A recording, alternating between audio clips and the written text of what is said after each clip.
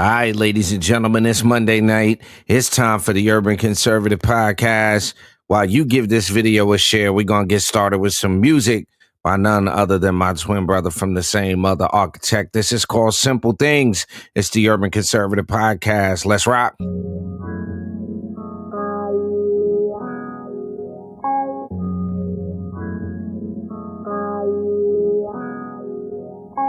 You know what? Life is precious. Every moment contemplating the essence. Lessons from transgressions. Progression from adolescence. Document verified our blessings. And the first you gotta be present. Scrolling through the timeline, but they ain't get the message. Not meaning what they saying like it was auto-corrected. Acknowledge what you talking, but I ain't gotta respect it. Not always online, but always staying connected. Food for thought, the most important is breakfast.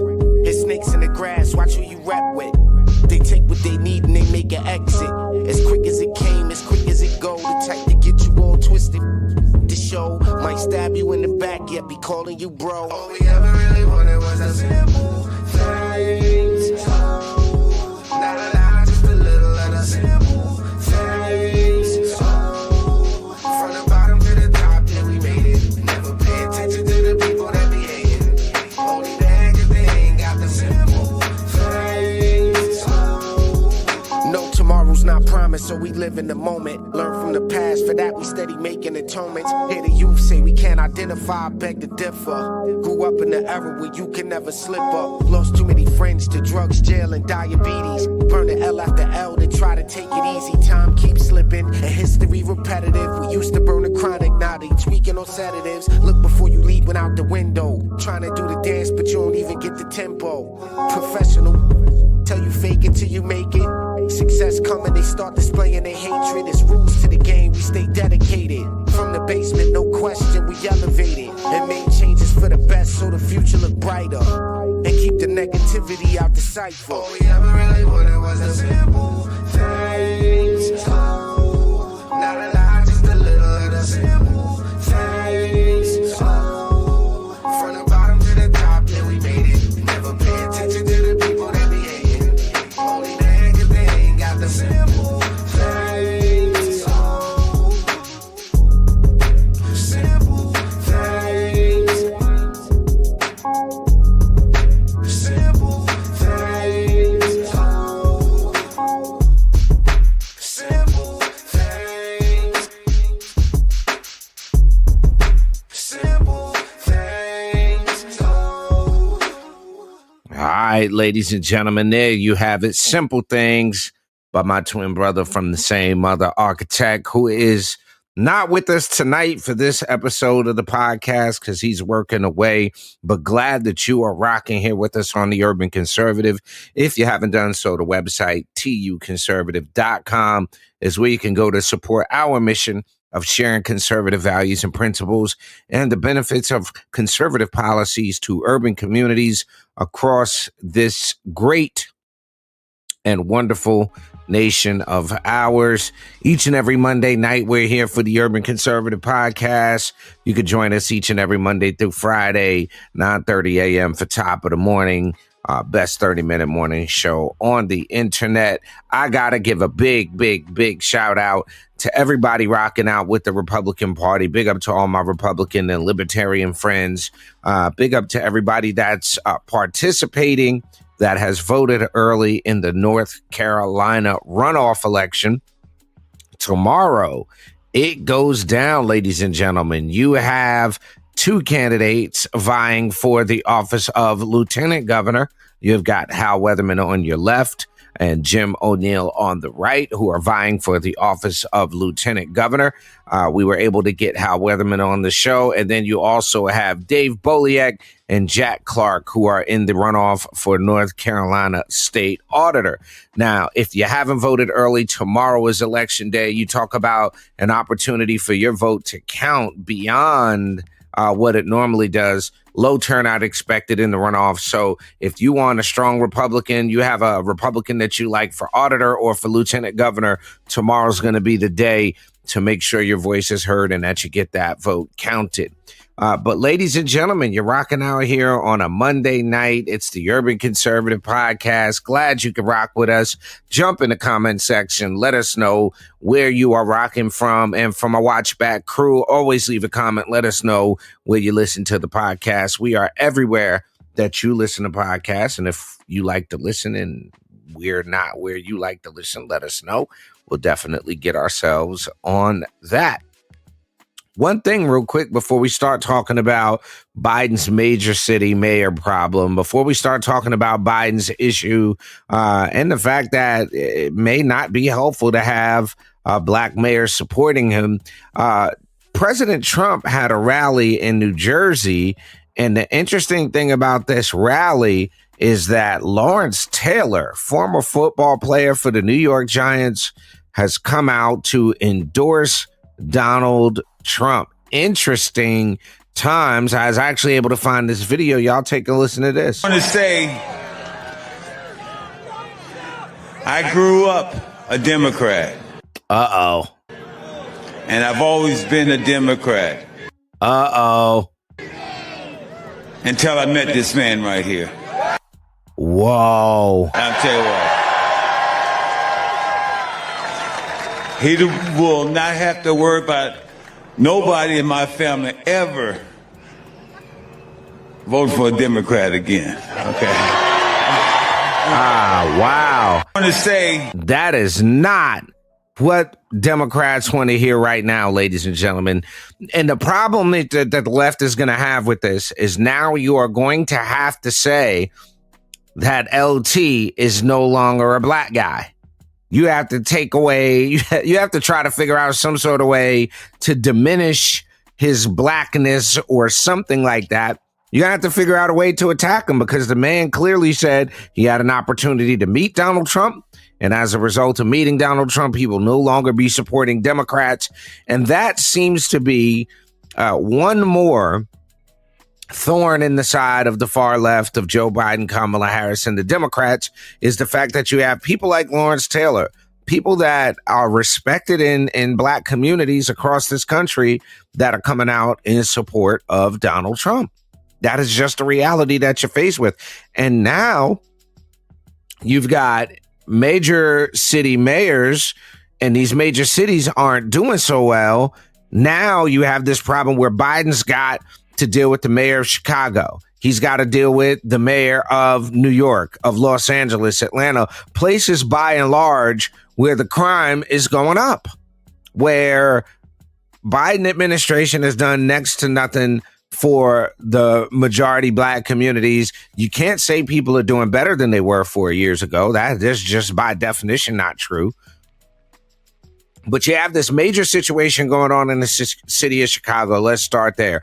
Aside from what we talked about this morning, where there are massive numbers of shooting, 20-something shootings over the weekend in Chicago. Never mind that has been at a continuous clip under this mayor, under the previous mayor.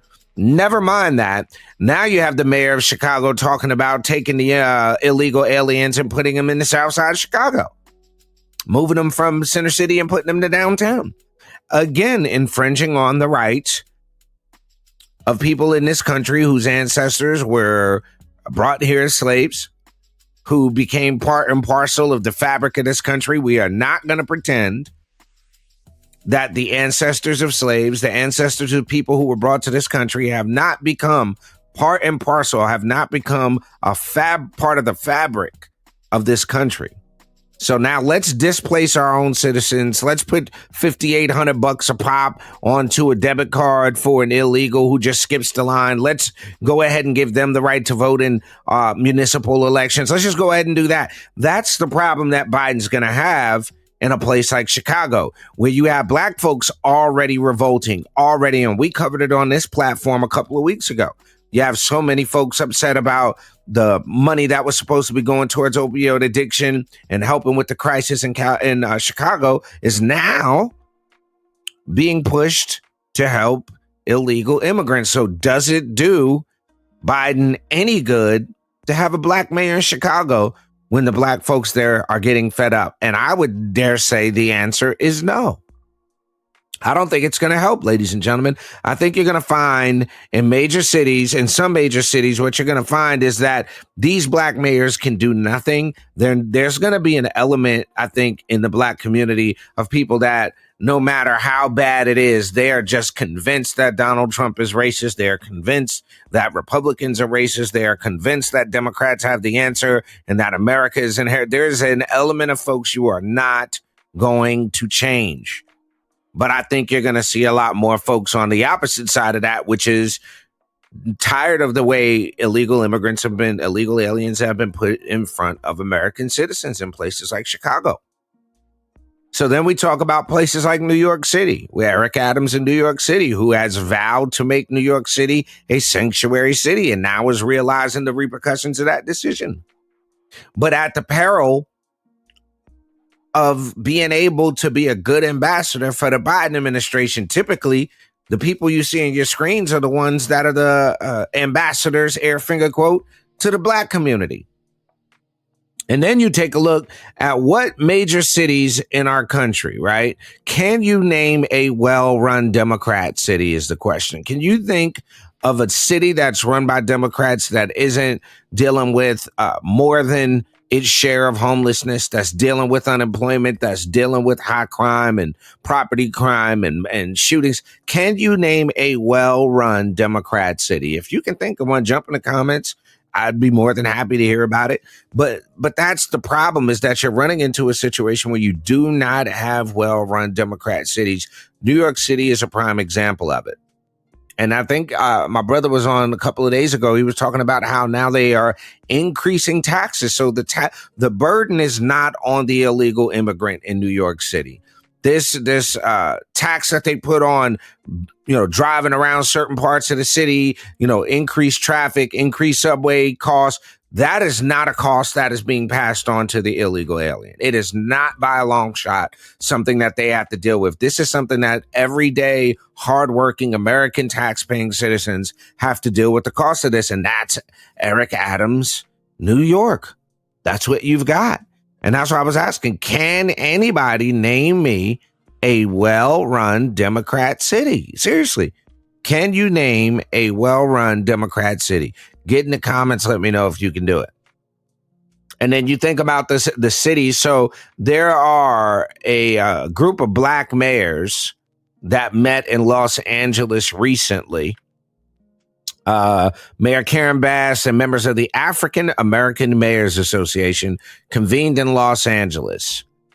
This is back in February to discuss critical issues, including ways to build more affordable housing, address homelessness, expand green energy solutions, and make cities safer and more affordable. Interesting. Mayors that attended included Sean Patterson of Mount Vernon, New York. I used to live in Mount Vernon, so I know a little bit about Mount Vernon. And I'm almost willing to bet the crime's not good in Mount Vernon. Mayor Bass was there from Los Angeles, terribly run city. Earl, Arkansas, don't know enough about it. Savannah, Georgia. Vi Lyles, the mayor of Charlotte, was at this mayor's meeting. And regardless of what just happened last week with the shooting and the multiple police officer deaths, homicides are up in Charlotte this year. CMPD shared crime statistics at a press conference today from the first quarter of 2024 that showed 34 homicides between January 1st and March 31st. 31% increase from the same period in 2023. And that's the representation of the Democrat Party that Biden has to deal with, is these mayors that are by and large failing. And this whole idea, because all of these Democrats were on the defund the police bandwagon. All of these Democrats were on the reimagine the police. They're all on this idea that driving while black is a thing and that racism is the major issue facing America in 2024. That's these black mayors. That's who they are. We got a comment here. Fair point. Shouts out to Kyrie. Baltimore's been falling apart since Kurt Schmoke. He was the best one in the 90s. Since then, don't know what the problem is. Well, I think a big part of the problem is you have a bunch of Democrats that are advocating for policies that keep the community less safe. No cash and low bail. That's not a deterrent to somebody that wants to commit crime. Then you have this idea of not allowing school choice, keeping children basically. First, they wouldn't let them in schools, and now they won't let them out of the failing schools. By basically opposing school choice, you're dooming these kids to failing public schools a lot of times. And then we talk about places that have little to no juvenile justice systems. You look at Charlotte, North Carolina right now, the majority of the property crime and the theft and the robberies are happening as young people that's out there committing these crimes in these major cities. And a lot of times these young people feel like there's no hope. These Democrats definitely have not done a good job of instilling hope into these communities. But folks, that's what comes along with the victim mentality. That whole idea that the white man is out to get you, the police are out to get you, society's out to get you, that increase in that mentality of thinking is what I think happened in a lot of these major cities. And then also, Kyrie, to your point about Baltimore, is that you look at the monolithic voting of black people for one side or the other. I think that has a lot to do with it, especially when the ideology of a party, the Democrats, is that America's racist. America was founded in racism. Things are systemically racist. You need affirmative action and equity programs and CRT and DEI. And you need all of these things under the guise of the left's vision of making, dealing with the oppressive American system. So that's the problem in places like Baltimore, is you have, unfortunately, people voting in a monolithic Democrat group. And that's why things like when you see the brother Lawrence Taylor coming out saying things like this. I grew up a Democrat, and I've always been a Democrat until I met this man right here. I'll tell you what. He will not have to worry about nobody in my family ever vote for a Democrat again. Okay. What you gonna say? Lawrence Taylor's not black? How does that work, ladies and gentlemen? We're talking about Biden's major city problem here on the Urban Conservative Podcast. It's a Monday night. We're about 17 minutes in. We're going to take a real quick commercial break. Come back. Be right back here on the Urban Conservative. Y'all don't go nowhere.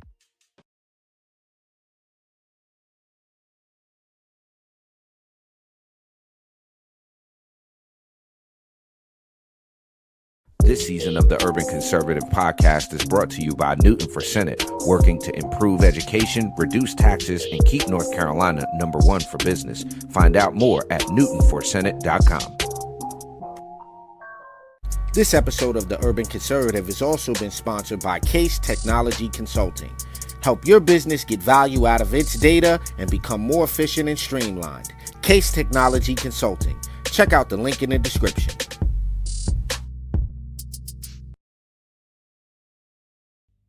Hi, ladies and gentlemen, you're back. It's a Monday night. You're here on the Urban Conservative Podcast. As always, jump in the comments section. Let us know where you are watching and or listening from so that we can give you a shout out. Glad that you could rock with us here on a Monday night. As always, the website, tuconservative.com. We are talking about Biden's major city problem, in that you have people like Lawrence Taylor who just came out and said this. I grew up a Democrat, and I've always been a Democrat until I met this man right here. I'll tell you what. He will not have to worry about nobody in my family ever vote for a Democrat again. Okay.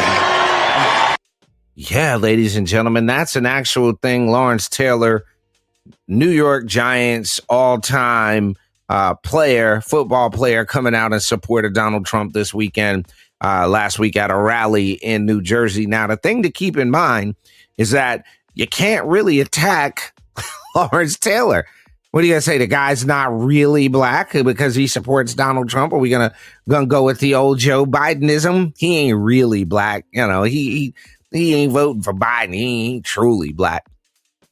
But that's the problem that you're going to have, is that there's more and more people like Lawrence Taylor, like the rapper Sexy Red, like so many other folks are coming out and they're recognizing that Republicans, Donald Trump, aren't what the left has painted them to be. Now, there's an argument to be made that Republicans have done a terrible job on messaging, on getting conservative ideas and principles, and even, let's be real, calling it conservatism is a bit of a turnoff because people tend to think of, Jim Crow. When you say conservative, they think Old South, they think KKK. But we're really talking about as a common sense approach to government. That's what we tend to try to tell folks is that, a way to kind of convey what conservatism is think about common sense, right? Like think about policies that are going to put more tax money back into your pockets as opposed to take more money from your pockets and give it to the government, which we all know is not the most efficient at things. We know that government usually, if you want something done right, government's not the way to go. But that's, I think, the best way to approach discussing what conservatism is in urban communities. And that is a failure that Republicans have made over the last few years. Now, love them or hate them, I think Donald Trump, as a vehicle, as a means of a bridge to certain communities. I was in the building at the Black Conservative Federation dinner with Donald Trump.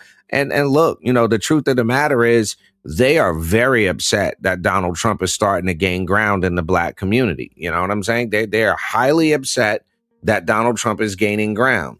Now, I'm going to show y'all real quick this video from a couple of weeks ago, 2 months ago, when Donald Trump spoke down at the BCF Gala in Florida. They pulled me and some other Black conservatives that were in the room. They pulled us into the news, expecting that we were going to be highly agitated at what Donald Trump had to say. And the fact of the matter is, it did not go the way that this reporter thought it was going to go. Y'all take a listen to this. Tell me what you think about this in relation to Biden's problems in the major cities. Y'all take a listen to this. Let me know what you think. Former President Trump has been courting Black voters, some of whom have started to reconsider their support for President Biden. But Trump's comments on Friday at the Black Conservative Federation Gala in South Carolina is leading to controversy. It's only controversy for the left. Some call because y'all want to feign victimhood. Their remarks racist. Take a listen. And a lot of people said that that's why the Black people like me, because they have been hurt so badly and discriminated against. And they actually viewed me as I'm being discriminated against. He couldn't believe it. It's been pretty amazing, but it possibly, I don't know, maybe this. Now, he didn't say that's what it was. You notice they leave out the fact that he said possibly. If you're listening, listening to hear what someone is actually saying, he said possibly. He didn't say it's definitely the case. Something there.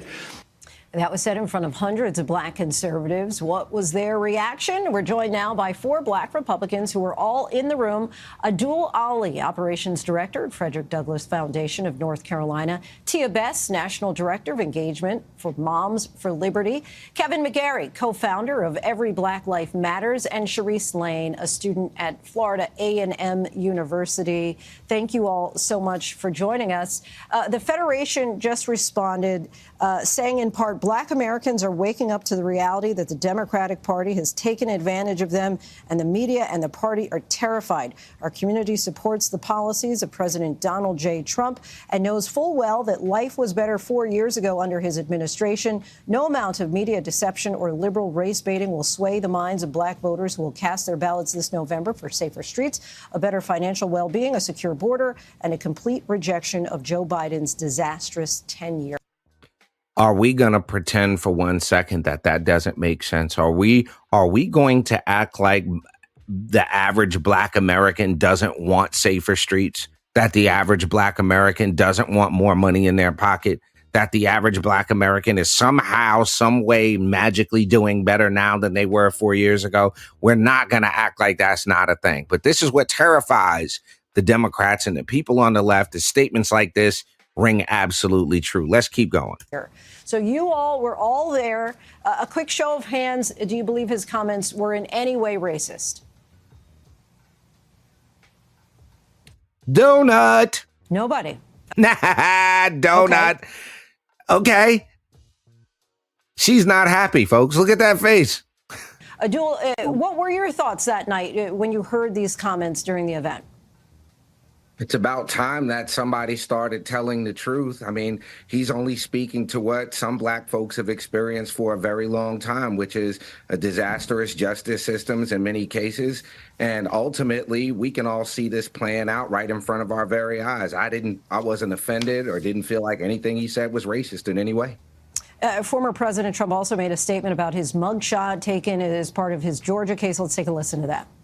And you know who embraced it more than anybody else? The black population. It's incredible. You see black people walking around with my mugshot. You know, they do shirts and they sell them for $19 a piece. Kevin, Tia. Interesting thing is I bought one of them shirts. So he's not lying. Trump wasn't lying, y'all. I actually ended up buying one of the Trump mugshot T-shirts. I want to bring you in here. Do you feel that that comment was in any way off color? Not at all. I mean, the reality is that, we see a president that has been prosecuted and persecuted. And a lot of people in the community, especially in the black community, who have felt that there's multi-tiers of justice, are seeing that played out in front of their very eyes. And they're saying, yeah, I can relate to this guy. This guy is going through some things that either myself or my family have gone through. And this is a very relatable moment for a lot of people. So seeing this mugshot as a big, to the media and to the political pundits it's a big deal. And it really does resonate within the community. There you have it. Tia, want to get your comments there. Yeah, she's not happy. She's not getting anything she thought she was going to get out of this. No, I agree, especially coming from an education perspective. He didn't say, if you're not black if you don't vote for me. He was just stating the truth, and that's what sometimes we You're going to tell me this sister ain't need to hear. Shouts out to Tia. Too long in politics, we've been lied to, and we need to hear the truth and have someone that we can relate to. Me personally, I don't think that. Now, y'all got to remember something about this, right? Is during this interview, there's a bunch of hard cuts. There was some things that were said, and my brother and I were trying to catch it to record the whole entire interview. But there was so much said during that interview about how black folks are starting to see things from a different perspective, particularly around Trump versus Biden. Now, folks, we do have to take something into consideration here. A monumental shift of black folks moving from the Democrats and voting Republican. I'm not talking about a change in voter registration. I'm talking about general election voting. I am not under the impression that you're going to see massive amount of black people go register as Republican.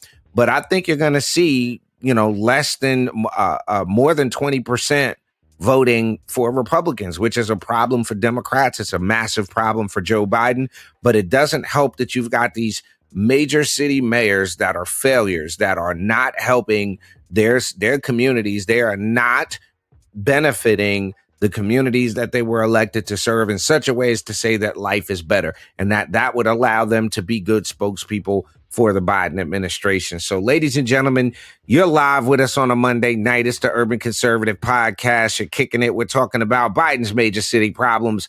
Don't go nowhere. We'll be right back after this quick commercial break here on the Urban Conservative Podcast. Doesn't mean you have to vote Democrat. This year, in order to see benefits for our communities, we need to vote outside the box. Find out more by visiting us at tuconservative.com. Country illegally cast a ballot. It takes the power of your vote away. Visit onlycitizens.vote to find out how you can contact your legislature and get them to pass a citizens-only voting amendment. Again, visit onlycitizens.vote and defend your right to vote. Hi, ladies and gentlemen, you're back. It's a Monday night. You're rocking out on the Urban Conservative Podcast. Yours truly, Abdul Ali, in the building.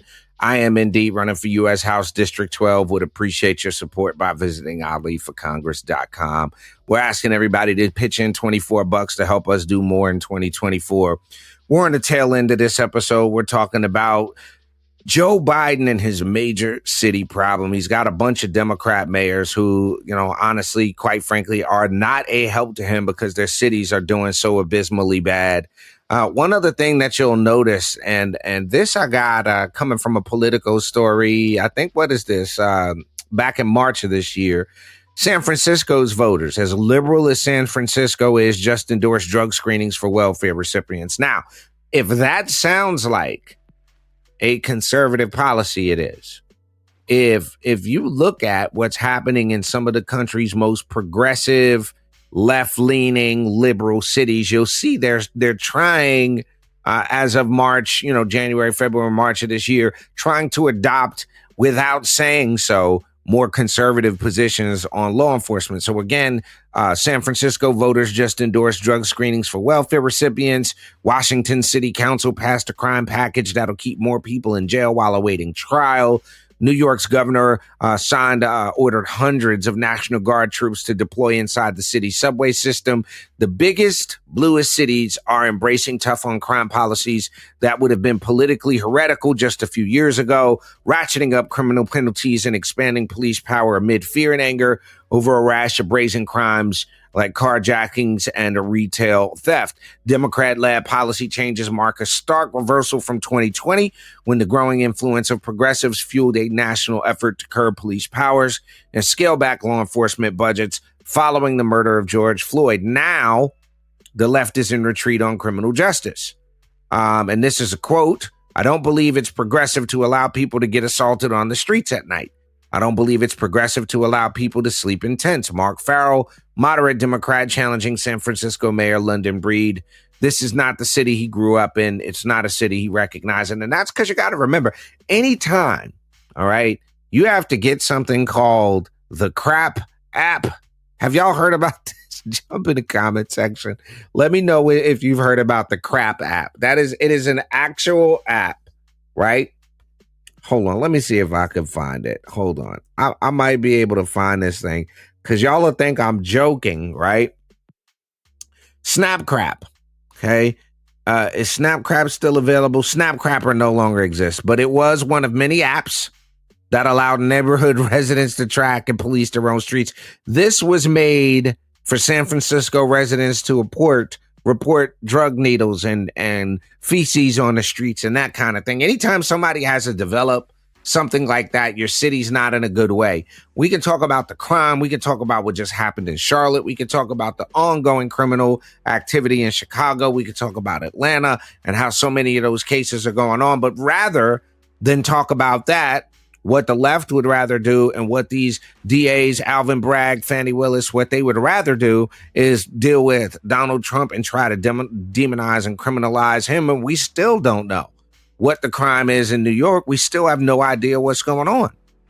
So at the end of the day, what we're looking at here is Biden does have a problem in his major cities. I think we are going to see an increase in minority voters, but I think it's gonna come from continuing to support platforms like what we do here at the Urban Conservative, on the ground, out talking with voters and doing education and making sure that they know that they can vote outside of the box, making sure that they understand that the Biden administration and Democrats writ large haven't done very well by them the last 8-10 years. I mean, it's been a long time.